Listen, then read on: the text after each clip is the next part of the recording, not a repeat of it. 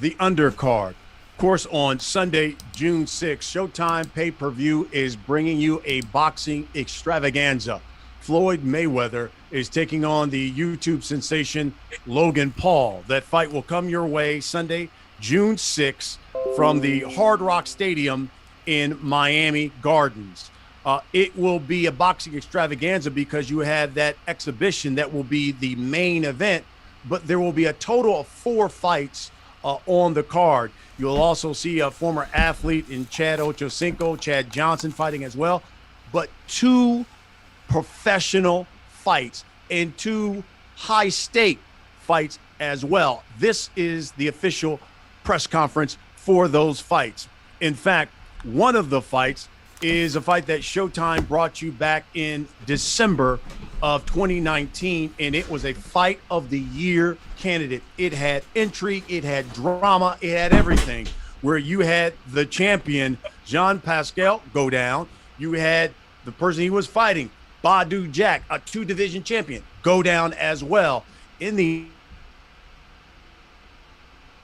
For Jean Pascal, he retains his title. Well, you know what?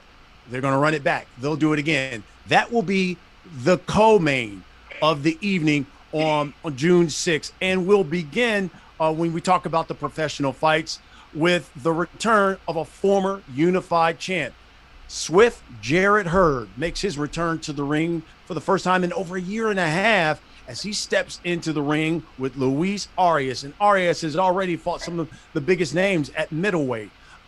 Daniel Jacobs, Gabe Rosado, Luke Keeler. So he's been tested at 160, and it's the return of Swift Jarrett Hurd, but at 160. So we will talk to him about that fight, and we're going to talk to all of the fighters and hear from all of them. Of course, the evening is being promoted by Mayweather Promotions, and the CEO of Mayweather Promotions is Mr. Leonard Ellaby. Leonard? Thank you, Brian. Yes, as you mentioned, the world is buzzing about this entire Mayweather Paul event. And as you mentioned, we have a terrific undercard with the 2 professional bouts that you just mentioned. The first bout, former unified champion Swift Jarrett Hurd, he'll be taking on Luis Arias, and I think that will be a scintillating bout. You know, Luis, he's working with Mayweather Promotions now, so I've been able to watch him up close and personal this camp, and I know for a fact he's 100% prepared coming into this bout, and he'll be looking to pull off the upset. And Jarrett Hurd, he's coming back, and he's looking to maintain his footprint in the division. He's looking to take over the 154-pound division. Obviously, this bout will be contested at 160 pounds, but he feels as though he's the big guy and he's the boss at 154 pounds. And again, I think that this bout will be a tremendous challenge because I know Arias will be prepared and he'll be looking to shock the world. Then we'll move right on into WBA Light Heavyweight champion John Pascal. He'll be taking on Mayweather Promotions' own Badou Jack. And as Brian had mentioned earlier, what a fantastic bout they had a year and a half ago. From the opening bell, these 2 guys, they have proved that they are great, great warriors, and I expect nothing less than a great bout come June the 6th. And again, the fans are in for a great treat that night. Thank you, Leonard. I tell you what, again, it all comes your way on Showtime pay-per-view, and all these fights, we start things off at 8 o'clock Eastern time. That's very important. People realize that. And again, these 2 professional fights. So let's start with the first professional fight you will see. And as Leonard talked about, this is a high stakes fight here. Luis Arias, who, campaigns there at 160, and then taking on the former unified champ, Jarrett Swift Hurd, making his return to the ring. So Luis, let's start with you. If you would, there are members of the media watching this. If you would, give us just your thoughts on the fight with Jarrett Hurd, and let us know how camp is going thus far. Brian, I'm sorry. It looks like Luis dropped. Can we start with Jarrett Hurd? Sure. Obviously, once we get Luis back, and let's start with the former unified champ, Swift Jarrett Hurd. Only one professional loss. And again, this is the return of the former unified champ coming in back at 160, but has every intention to go back down to 154. Swift, again, give us your thoughts on fighting Arias and let us know how training camp has been going for your return. Training camp's been great. I haven't fought in a year and a half, so I had a chance to really, take my time with this camp. As far as weight and getting in shape, I had a lot of time to put in the work. So training camp's been going great. I have some great people here with me. We have Terrence Crawford, Shakur Stevenson, Troy Isley, and Quentin Randall. We're all out here working, and camp is going great. And as far as Luis Arias, he's a great fighter. It's definitely going to be a great fight. The type of fights I like, the toe-to-toe action, fighters that's going to be there and, there to fight. He's never been stopped. So I know that this fight is definitely going to be a fight that maybe can go the distance, but who knows? All it takes is one punch of boxing. But I know definitely it's going to be a nice toe-to-toe matchup come June 6th. Okay, thank you, Swift. Corey, I want to think we have Luis back. I think he's joining back now, but he's not currently back. Swift, once we get Luis back, if you considering there are members of the media watching, fight at 160, it is your intention. I know we spoke on my podcast about this. It is your intention after this fight, though, to go back down to 154, correct? Most definitely. I got too much unfinished business at 154. A lot of fights, including my rematch that I want to get back. Revenge, and so it's definitely a plan to go back to 154 after my task on June 6th. And I love that you use the word you have too much unfinished business at 154. What does that mean? Meaning, regaining my titles. Not to look past Luis Arias, but probably the biggest matchup in 154 right now is me and Jamel Charlo. We have our own personal issues where we have outside of boxing, and it's just something I always want to I want to handle before I move up to 160. Luis, I know that we've got you back. Now that we do, can you give us a word on the fight with Jarrett Hurd and let us know how camp has been going? Well, yeah, sorry about that, man. Camp has been excellent. I'm excited for the fight. I think this is a perfect fight, the perfect opportunity. I got to thank Mayweather Promotions, Leonard and Floyd for bringing me this opportunity. And I think this is a great matchup. Camp has been excellent. I've been working on the right things to make sure that I'm 100% prepared for this fight. And I think I'm catching Jarrett Hurd at the right time. He's switching styles. He really don't know how he wants to fight. Like I said, I had plans of moving down to 154 pounds as well. So I wanted to challenge. That was the reason when they brought me to Jarrett Hurd fight, was because he was ranked number one at Ring Magazine. So Leonard was like, yo, we gonna throw you a bone. Like, you willing to fight Hurd? And I said 100%. So it's all about challenging yourself, and I'm here. It's another challenge. I never turned down the challenge. I've been in there with the best, and there's nothing that Jarrett Hurd could bring to the table that I haven't already seen. So I'm excited for it. I know my team's excited for it, and it's gonna be a great night come June 6th. Luis, let me follow up on that. What do you think a win against Jarrett Hurd does for you, does for your career? I think it puts me right back in the mix. I've always been just one step away from really getting into that mix with the big guys. Like all my last couple fights was one fight away from getting to the world title fight. I beat Jacobs, I get a world title. I get that decision with Rosado, I get a world title shot. I would have beat Keeler, I would have fought for the world title. But I had to deal with what I had to deal with. I got through what I got through, fighting through the game. I've learned my mistakes through my losses, and I know exactly what I need to do to win. And then once I beat Jarrett Hurd on the 6th, I'm gonna be right there for the big dogs. He calling out Charlo, and he want to fight all these other big names, but he gonna have to get through me. Now, if he loses to me, those are the I get those. I'm gonna be in positions to the fights that he wants. And it's all about getting a world title shot. So once we take care of business on the 6th, I'll be able to fight for a world title and become a world champion. Swift, I thought the interesting thing that Luis said is that I'm getting Jarrett Hurd at the right time. He's changed trainers. Seems as if he doesn't know what kind of style he wants to fight at. What is your response to that? I mean, listen, man. No matter whenever he fights me, it's not gonna be a good time for him. You know what I mean? I can box, I can bang. It doesn't matter. Whatever style I decide to come out there and use, we all gonna decide on fight night. But I can beat him either way, so it doesn't matter. Luis, one thing that you certainly have been very vocal about is that you said, hey, look, my training, my diet now, that I've been doing everything right. You said if you look over at Jarrett Hurd, he's eating pizza, he's eating this. That's the reason why this guy has gotten so big. Do you think that will be the difference in this fight because you have been, it seems, so laser focused in training for this one that will be the difference in this fight? Yeah, 100%. I mean, like, Jarrett Hurd's trying to take the easy way out. Like, you coming out on, he came on your podcast and says he's the best 154 pounder. So why aren't you still fighting at 154 pounder? Why aren't you still fighting at 154 pounds? Obviously, because you haven't been living the correct lifestyle. You know, he's over there still wearing waist trainers. He's not eating correctly. He's doing whatever he got to do to get ready.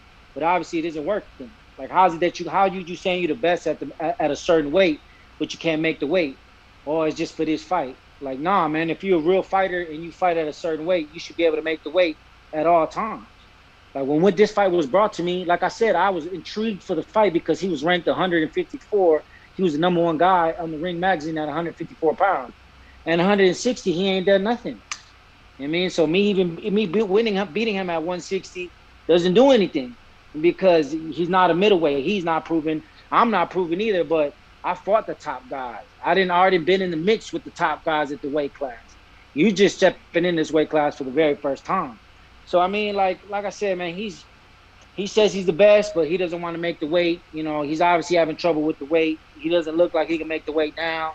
I'm in shape right now. I can make 60 right now. I can make 54 by the end of the week. You know, I've taken this training to the next level. I understand that it's pretty much my last big shot. You know what I mean? And they're throwing me a bone. So I got to do everything that I need to do to make sure that I you know, show up and I impress. You know what I mean? And he says he's a boxer, but he just fought a 140 pounder and tried to outbox him, and he couldn't really outbox him. So, I mean, we'll see. We're gonna find out June 6th. Like, he knows that I'm real. Everybody around him, everybody he's training with, he knows who Luis Arias is. All them guys know who Luis Arias is. His trainer's been watching me kick ass since I was 8 years old. So they know. So it's gonna be a hard fight. He says he wants to bang, he can bang, we can bang. If he says he wants to box, he's not the better boxer. But there's only one way to find out. We're gonna find out in 2 weeks. Wow. Swift, your reply to that. I mean, come on, man. We saw this story before, man. You know, he talks a good game. That's what he does. You know, look at his last 3 fights. I mean, he talks. He says he has this power, this unknown power that nobody ever experienced, and he only has 9 knockouts. It's this, that, and the other. But at the end of the day, at 154, 160, no matter what the weight class is, Luis Arias, though. I did suffer loss, but I'm back on the winning. I'm on the ups. You know what I mean? He's the one who hasn't come back from a win yet. You know what I mean? He's used. I mean, if I would have fought a 140 pounder after I lost to Jacobs, I'd be on a winning streak too. The only difference between me and you is matchmaking.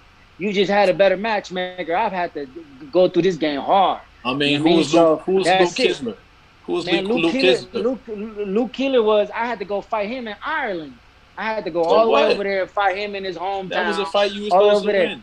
You got to fight a 140 pounder off your loss. So, like I said, I mean, yeah, I do talk a good game, I was supposed to win and I won it, right? But you didn't. That's fine. Yeah, but you didn't look impressive, and everybody knows it. So I did what I wanted to do, just like I'm gonna do in 2 weeks with you. I'm gonna do exactly what I want to do. Ooh, Luis, let me find out. Luis, let me ask you this: since you brought up Jacobs, you brought up Keeler, you brought up Rosado. It seems like when you've gone to the upper echelon of the guys, unfortunately, you've come up short. Why will June 6th be different?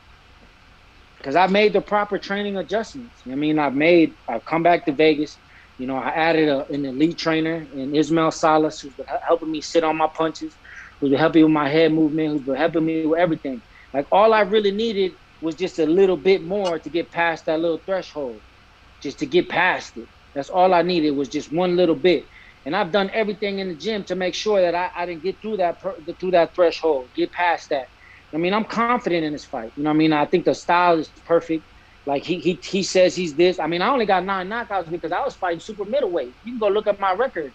I've been fighting at the wrong weight class this whole time. My first 10 fights were at super middleweight. You know what I mean? So if I would have been fighting small guys like he's been fighting this whole time, I'd have a good knockout ratio too.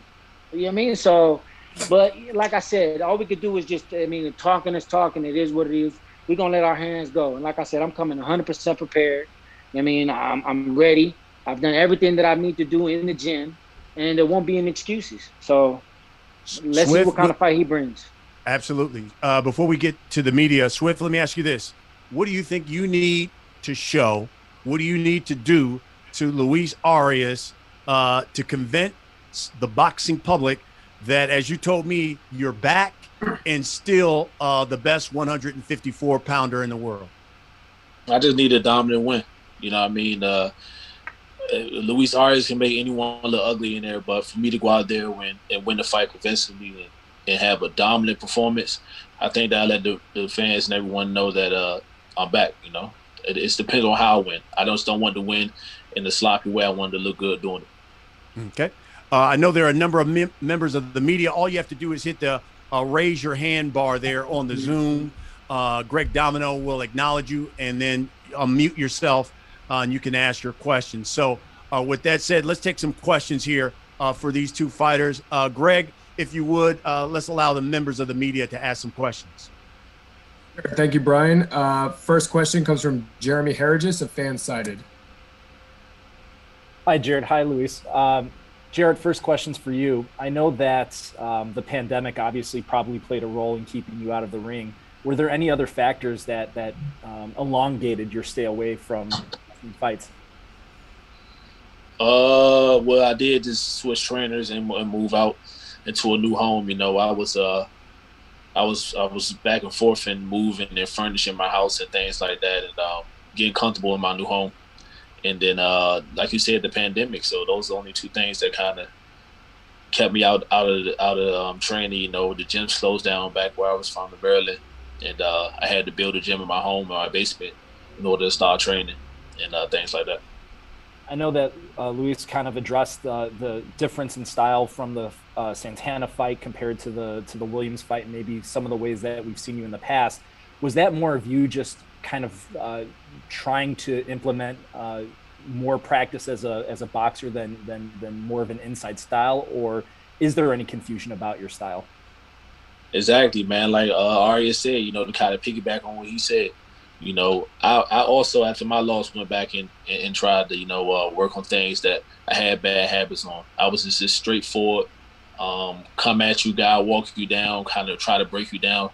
And then this fight, I wanted to, you know, implement that I could box, that I could move around, that I could use my height range if I needed to.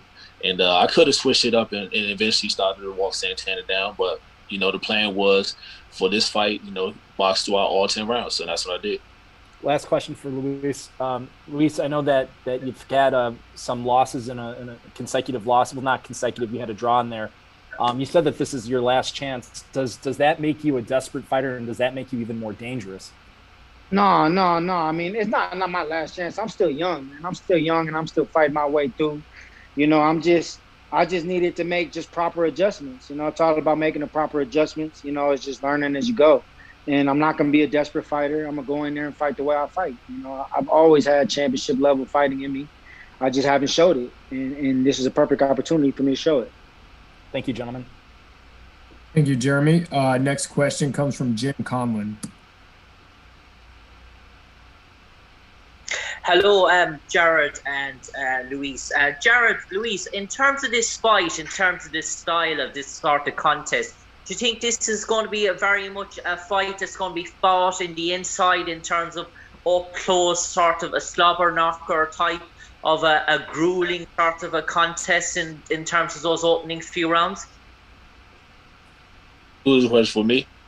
Yeah, for both of you in terms of, first of all, you, Jarrett, and then Louise afterwards, in terms of what way do you see this fight going in terms of style? I don't know. It all depends. It depends on how he comes out. Depends on how the adjustments I need to make. It all depends. It could be a toe-to-toe fight, fireworks.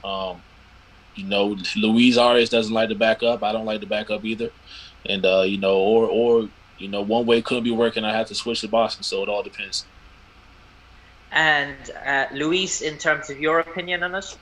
I mean, I'm coming after him. I gotta win. You know what I mean? I gotta win. So he's not gonna have to find me. I'm gonna be right there. If I gotta box him in the middle of the ring, if I gotta put my head in his chest and dog him out, then that's what I gotta do. But I gotta win this fight. So from the opening bell to the final bell, if we make it to the final bell, I'm gonna be on him. So we'll see what kind of adjustments he makes. But I don't feel like he's a better inside fighter than me.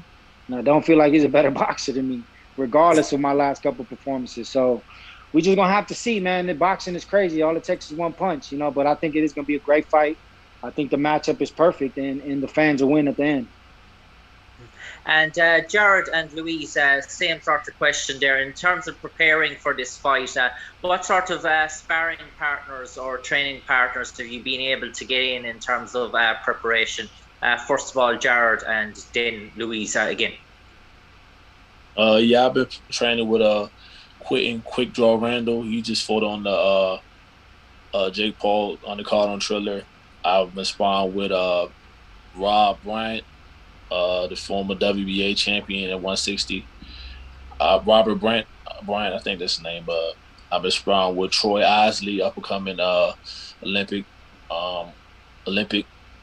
alternate, and I also sparred with Terrence Crawford a few times. So I have a few guys in there. That's good work for me.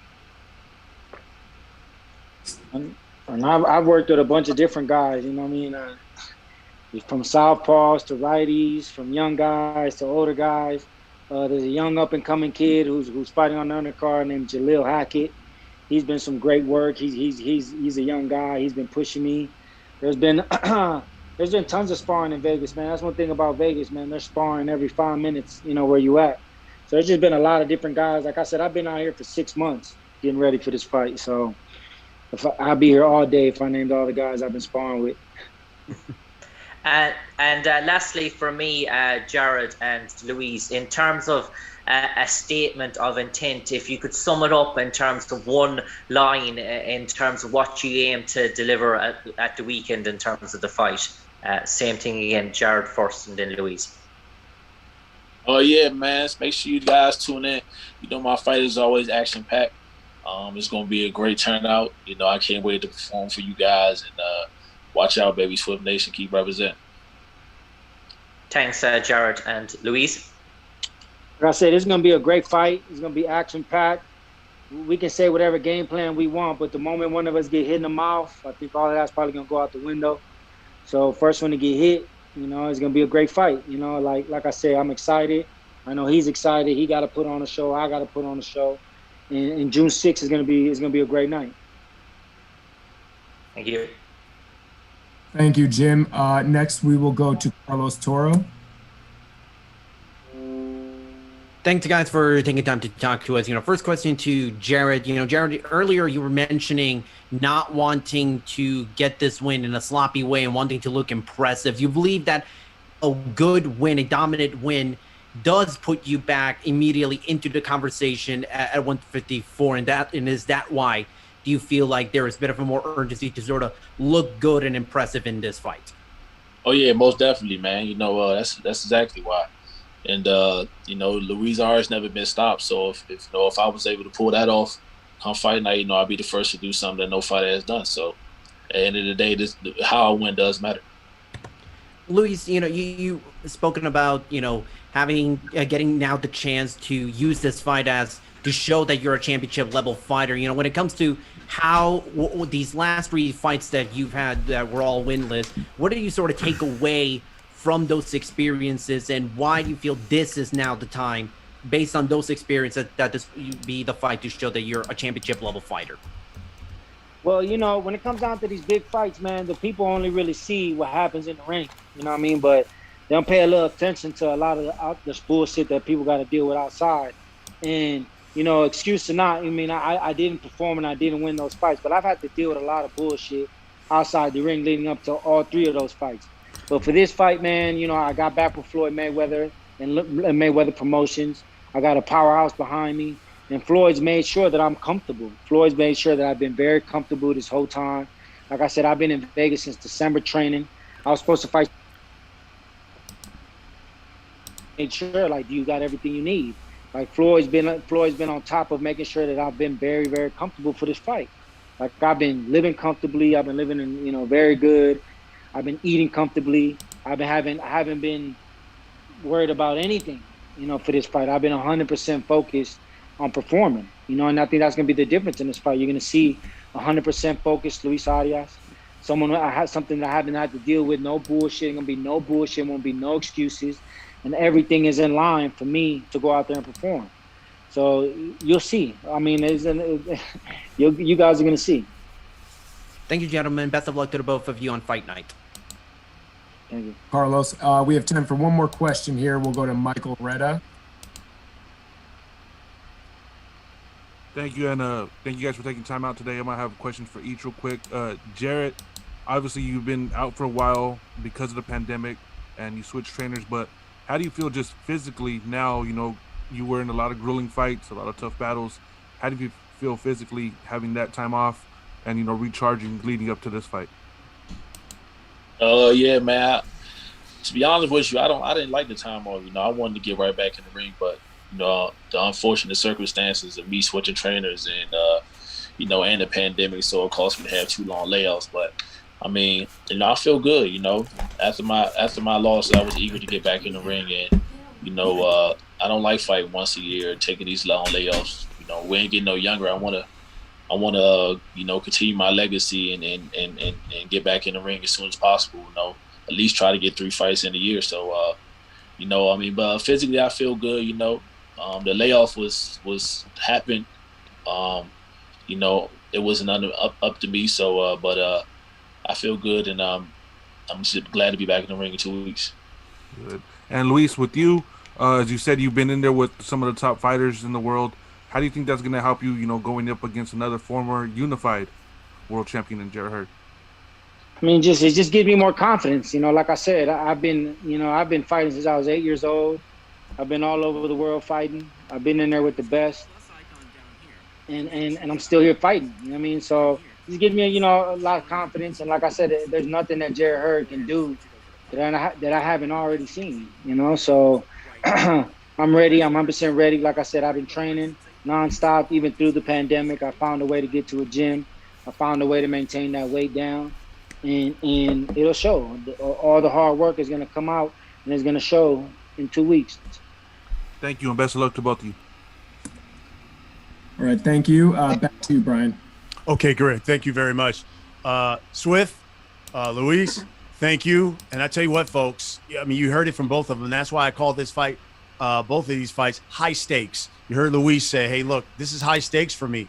This a victory against Swift Jarrett Hurd. All of a sudden, I am more than irrelevant, whether it's at 160 or at 154, as he talks about. And for Swift Jarrett Hurd, he has told me and you heard him say he believes he is still the best at 154. Well, the way you prove that is getting a victory against someone like Luis Arias. And again, their fight comes your way on Sunday, June 6th. Now, the co-main of the evening, again, this is a rematch from a Fight of the Year candidate from 2019. The first person we're going to hear from is a man who is a 2-division champion, 23-3-3, also 13 knockouts. He is known as the Ripper. He is Badou Jack. Badou, if you would, give the people just a statement you can about the fight and how your training has been going. Hey, what's up, Brian? Training's been great. You know, I got a new coach, Jonathan Banks. This is the second fight. I had a little tune-up sparring session in my last fight, but I feel amazing, and everything's coming together. Everything's good, so can't wait. Another week and a half. And your thoughts on the rematch against the champ, John Pascal? I mean, it's been in the works since the last fight. You know, there's a reason why we have a rematch. Everybody know who won that fight. So we're going to have a rematch now.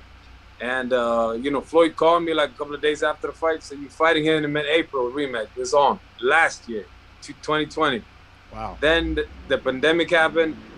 Then it got pushed back to the late summer, the fall, whatever, early 2021. Now it's here. So it's better late than never. But I've been training the whole time. I was back in the gym Monday after the fight in whatever, New Year's Eve or whatever that was. So I'm ready. Love it. Again, this is the co-main, folks, and there's a number of people who have written that say this could steal the show come Sunday, June 6th. Now let me introduce the WBA Light Heavyweight champ. Listen, 35-6-1. He's got 20 knockouts. He is Jean Pascal. Champ, if you would, give us your thoughts on the rematch and how training has been going. I'm very excited about the rematch. Training is going very well. I'm in Puerto Rico since December. I've been waiting for that rematch. It's been like almost 18 months, but I'm ready. One thing that I know is like people, like, you know, Badou, like I think Badou lives in the fairy tale because he thinks he won the fight. But he's gonna say, oh, my fans think I won the fight. But like Roger Mayweather said, people don't know shit about boxing. The expert around the ring said I won the fight.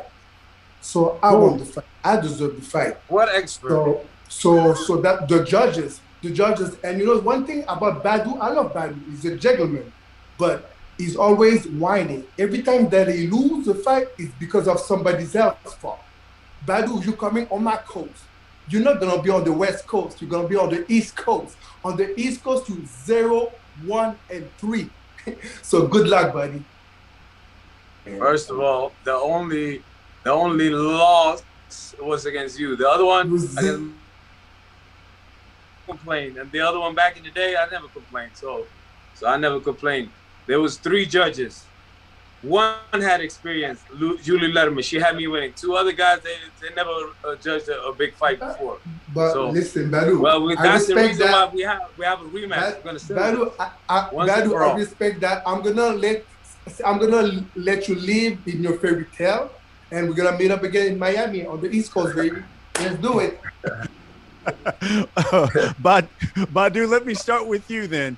What do you think you need to do this time around to convince all of the judges that you're indeed the winner? Listen, we have 2 judges for this fight. There's the left hand and the right hand. Right hand, left hand. That's it. So I'm very comfortable, very confident for this fight, and I'm not worried about no judges. I'm not worried about nothing. I know Pascal is a warrior. I'm a warrior. I'm just ready to fight. Is this a fight where you believe that, you know, maybe I have to, it can't go to the judges, that I need the knockout. I need to win it decisively, and maybe I have to stop him if I'm going to get a victory? Yeah, looking at the past, yes, of course.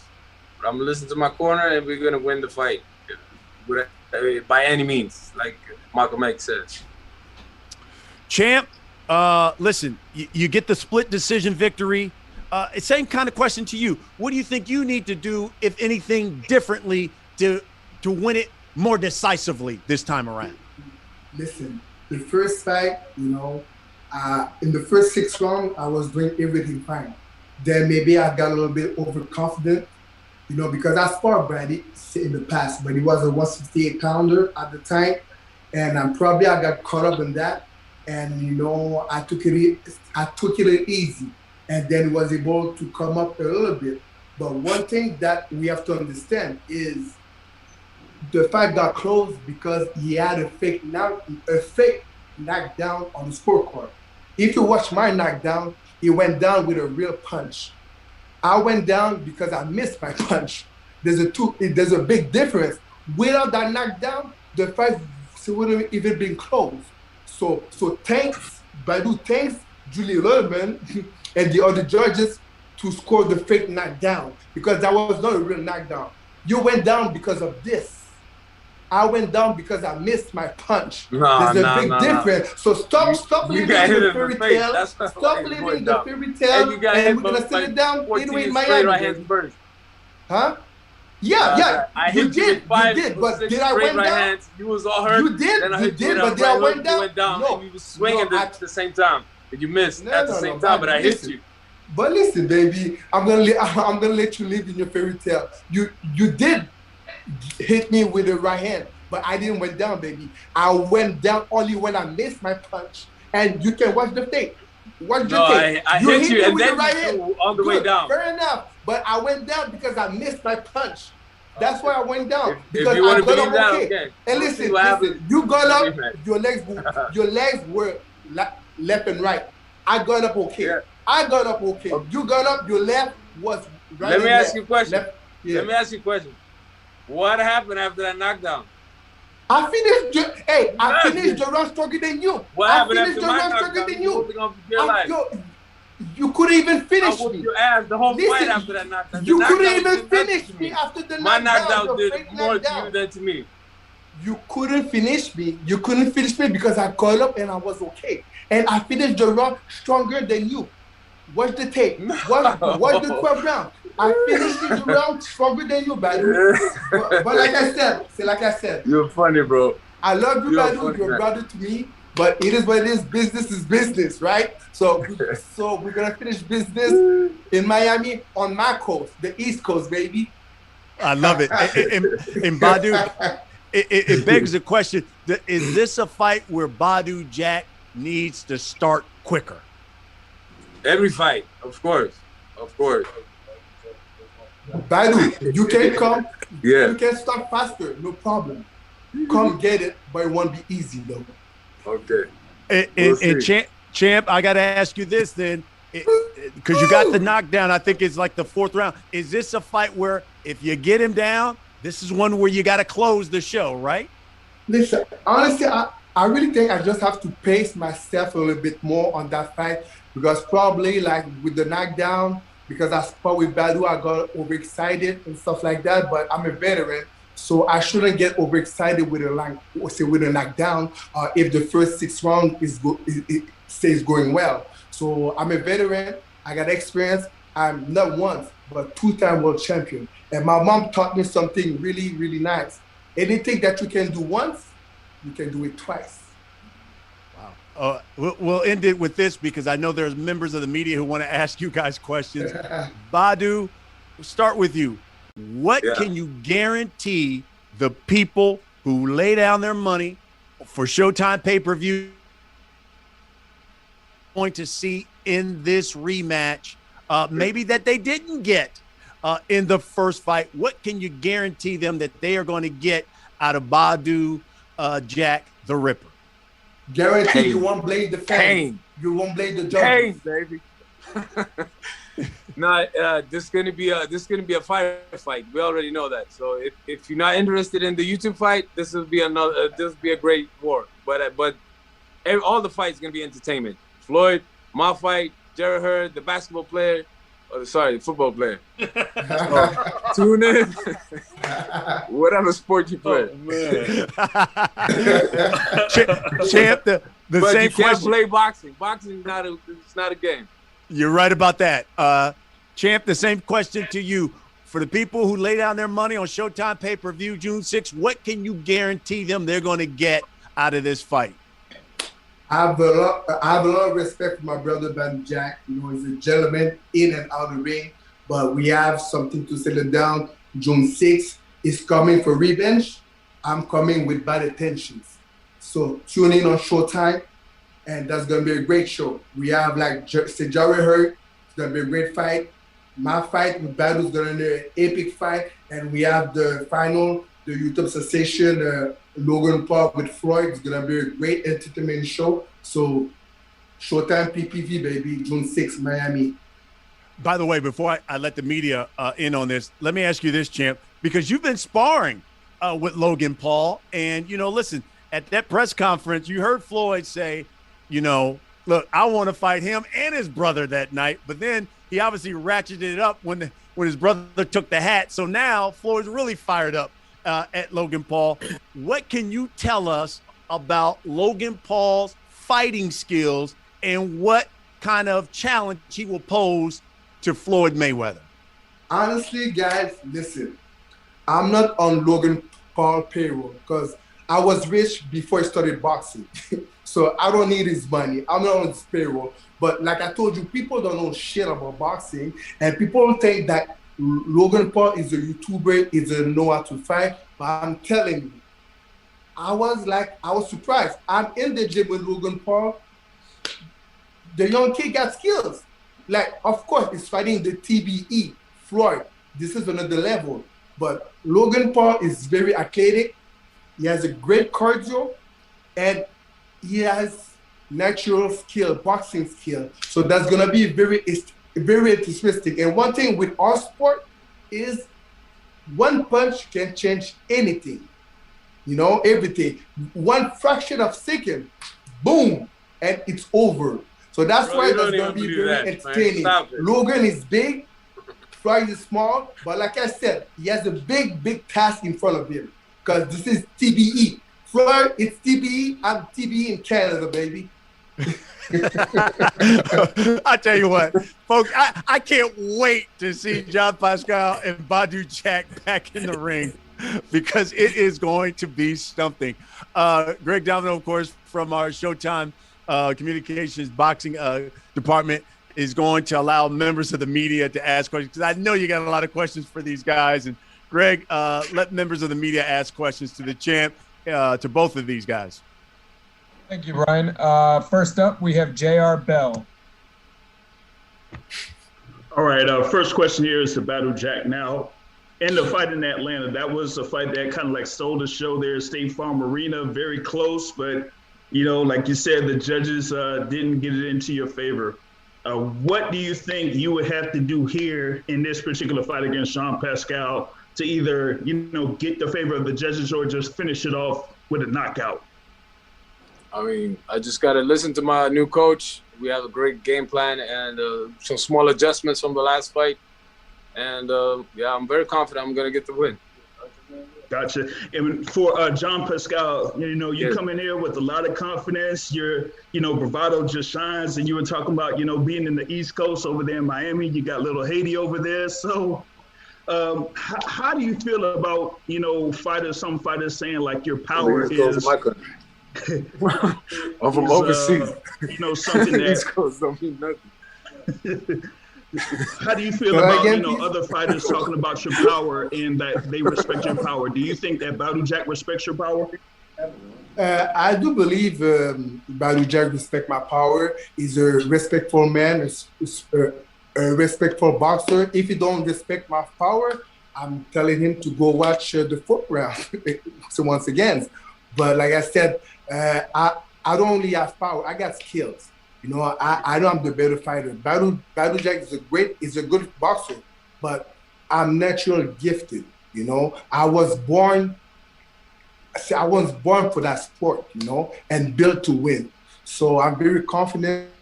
Of course, I'm fighting on Showtime in the States on the Mayweather show, but the last time was the same, and I won the fight. I believe the judges gonna do the right decision, and I hope they're not gonna score a fake knockdown if something happened. Like, let's score a real knockdown, But like I said, I'm ready. I've been ready. I've been in Puerto Rico since December. It's been like 6 months. I've been training back in Canada also for 2 months, so it's been 8 months training camp. So I'm ready to go, baby. Thanks to the both of y'all, and look forward to this fight on June 6th. Thank you. Great. Next question will go to Jeremy Herges. Hi, Badou. Hi, Jean. First questions for Badou. Badou, I know anytime that you lose a split decision, you know, that's going to sting. I'm curious, how many times did you go back and watch your fight with John, and what were some of the things that you noticed that you could have done better in that fight? Maybe once or twice. Watched the fight, maybe 3 times. Obviously, it's a lot of small adjustment that you can always do better. You can always do better. But, you know, you're going to wait and see June 6th, the adjustments. And I can't wait. But I'm very, very more confident than last time. And I can't wait. You see me. Do I look like I'm nervous or anything? I'm very confident, and I can't wait. I know he's a warrior. I know he got experience. We both warriors. We fought everybody, both of us. We're the same age. Even though I look a little better, I'm looking younger. But nobody seen my birth certificate. I'm not really 37. I might be 27. You look younger, but I'm prettier though. No, you ugly. Next question's for Jean. Jean, when the score for 114-112 for Badou was read by the scorekeeper, did that surprise you, and what were your feelings when you heard that score? Honestly, that did surprise me a little bit, but I said probably because of the knockdown, the fake knockdown, because that's not a real knockdown. So guys, please don't tell me I went down, because I didn't went down because of the punch. Whole world saw it, because he hit me first.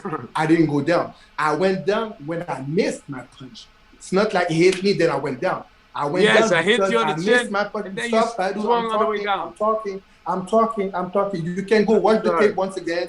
I missed my punch, then I went down. Because when he hit me the first time, I didn't went down. So like I said, I was a little bit surprised, but like I said, it is what it is. Boxing is boxing, but the two other judges, they got it right. The same scorecard. So, you know, I'm very happy.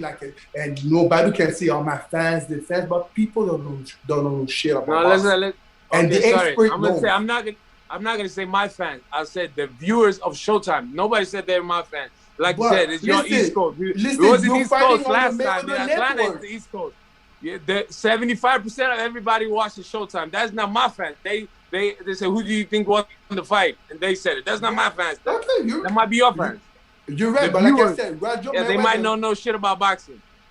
Like Roger Mayweather, one of the greatest coaches in the world, said it. People don't know shit about boxing. And the 3 experts, two of 3, they got it right. So like I said, Badou, take your loss like a man. 150 more points. And try to do better on June 6th. Take your loss like a man. Stop blaming the judges, this and that, the fans. You started late. Stop. Yeah, I ain't crying about this bullshit. We're gonna. Early. That's why we settle it in the rematch, right? Start early. Once and for all. Come get it, but it won't be easy though. Come get it, baby. Come get it.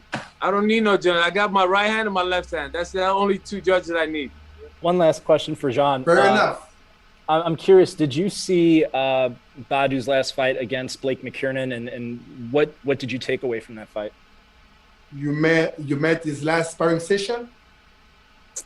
Did you see anything in that contest that changed your opinion of him or made you feel one way or another? Well, like I said, I'm happy that he had a good sparring session, because I wasn't able to fight. So, you know, it's been 18 months.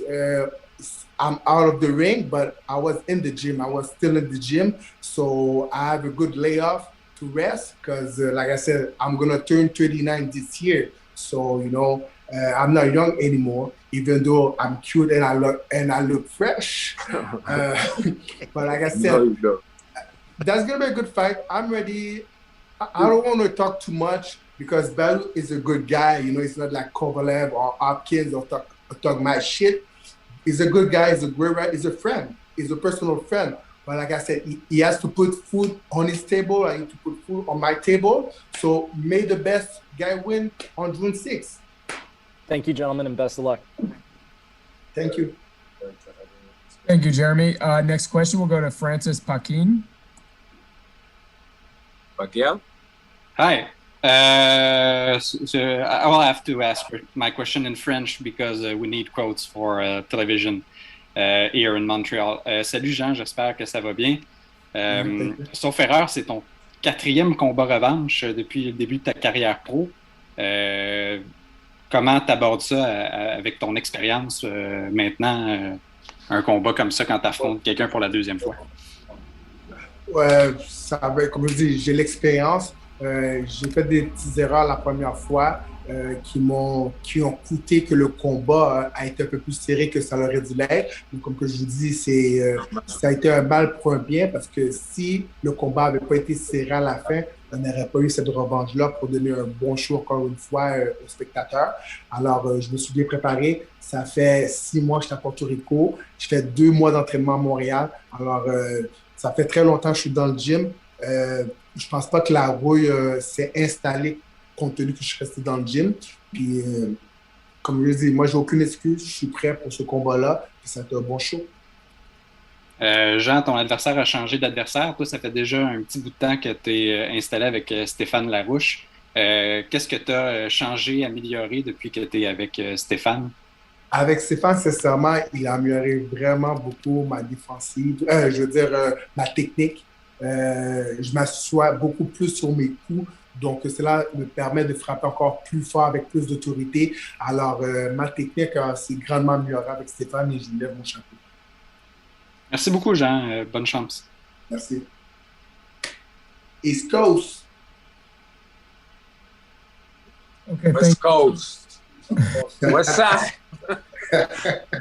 We'll go to Keenan Atkinson with the next question. Hey, how you gentlemen doing today? What's up, man? First question is for John. John, you're coming off a 18-month layoff. Are you expecting to have some sort of ring rust, or do you feel as though since you've been in the gym prepping since December that you'll be good enough and fresh enough come in June? I really think that's going to be good enough. You know, I'm not a rookie. I'm a veteran. Been there, done that. The long layoff gave me a break. Like I said, I'm not young anymore. I'm going to turn 39. So at that age, it's better to have more rest than to be overtrained. So, I've been in the gym, I had the right intensity in my training to not get overtrained. So I'm very excited. We are almost like 10 days away from the fight, and I just can't wait. All right. Second question is for Badou. Badou, yes. This is now your technically your second fight going in with Coach Banks.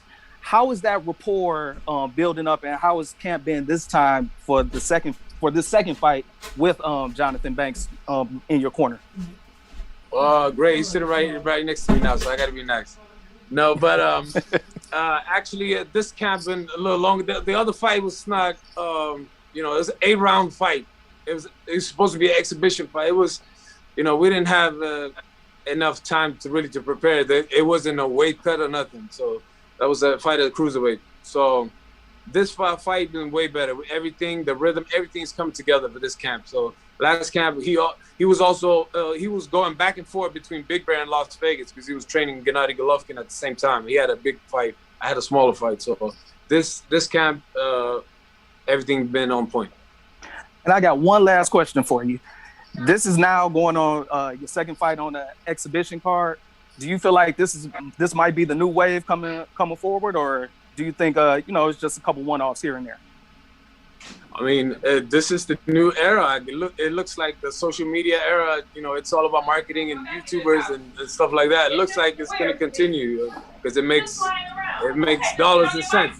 So I don't know. All right. Well, best of luck to you guys on June 5th. Thank you. June 6th. June 6th, my bad. East Coast, bad boy, baby. Thank you all the media who have joined and asked questions. I'm going to toss it back to Brian. Okay, Greg, thank you. And listen, Badou, thank you. Champ, John Pascal, thank you so much. I'm telling you what, people have written that this fight will steal the show, and you see why. These guys are going to throw hands as soon as they get in the ring. It's going to be one heck of a night. That's why I call it a boxing extravaganza. Again, it all comes your way Sunday, June 6th. Showtime pay-per-view, 8 p.m. Eastern is the time that we are going to kick things off. I want to make sure Leonard Ellaby is still with us. Leonard, I want to give you the floor for a final comment on the night. Wow, this has been one of the best calls that I've been a part of in many, many, many years. The energy between all four fighters have been incredible. Just as as the promoter of the event, I'm excited, but I can imagine what the fans are going to feel like, because again, you have Hurd and Arias, and them two are looking to go out and both make a statement. Then we roll right into the Pascal Jack fight. Oh my God, these guys are going to pick up right where they left off. And again, we have a great night of boxing. Can't wait. It is a promoter's dream, and no one does it better there than Mayweather Promotions. Thank you, Leonard. I want to thank all the members of the media for joining this call. Don't forget, make sure you tell people and let them tune in Sunday, June 6th in Miami on Showtime pay-per-view. The 4 fights, 2 of these professional fights. And as you just heard from these fighters, they are ready to get it on. I'm Brian Custer. Thanks for joining us.